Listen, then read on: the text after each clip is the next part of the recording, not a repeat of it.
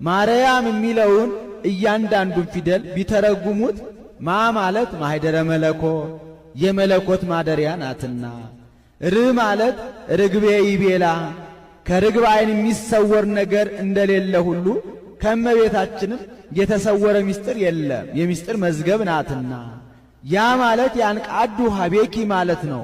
ፍጥረት ሁሉ አማልጅን እያሉ ወደ እሷ ያንጋጥጣሉና፣ ም ማለት ምስአሎ ምስጋድ ማለት ነው። የሥላሴ የአምልኮታቸው ምስክር ሆናለችና። አንድም ማርያም የሚለውን ለሁለት ከፍለው ይተረጉሙታል።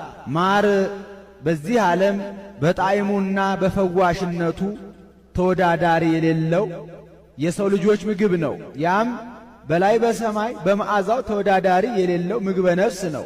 ከፍጥረታት መካከል እመቤታችን በጣዕመ ጸጋዋና በመዓዛ ቅድስናዋ ተወዳዳሪ የሌላት ብቸኛ ፍጥረት ናትና።